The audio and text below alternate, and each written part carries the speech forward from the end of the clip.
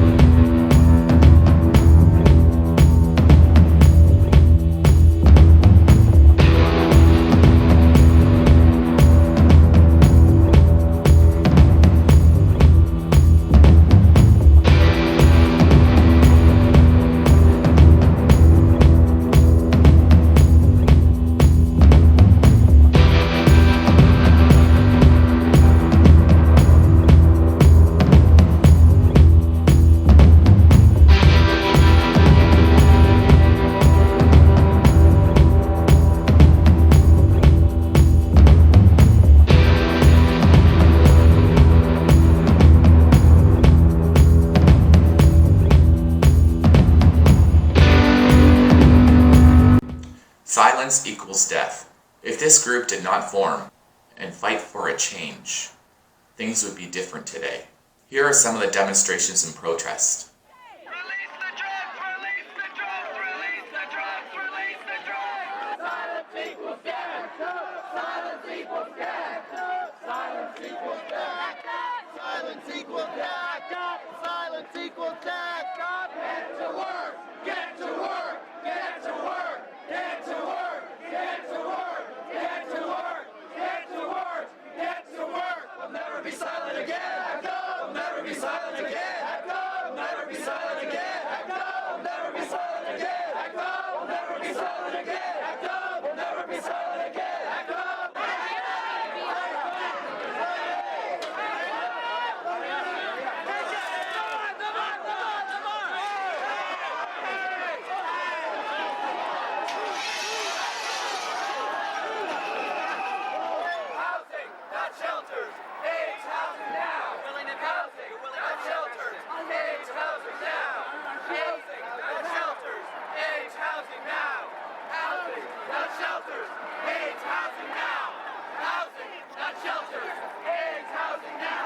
People with AIDS live in the streets in New York City, and that's the policy of this administration. It's not a mistake. It's the way Koch has it set up, and we're here to say if they're going to live in the streets, we're going to block the streets too. I'm pretty scared, but being HIV positive, I don't have much choice in that. I just love all these people, and I think that what we're doing is really right. And I mean, listen to this and look at all the people. It's just really wonderful, and it's worth putting myself on the line for. It's very sad to me how instead of resting and trying to get better, they had to go out and fight for their health services, combat ignorance. This should never be forgotten.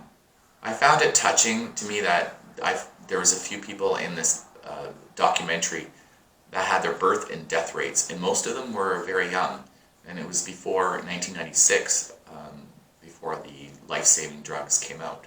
Instead of relying on media and the government to raise awareness, they created advertisement posters, commercials. Here is an example of this.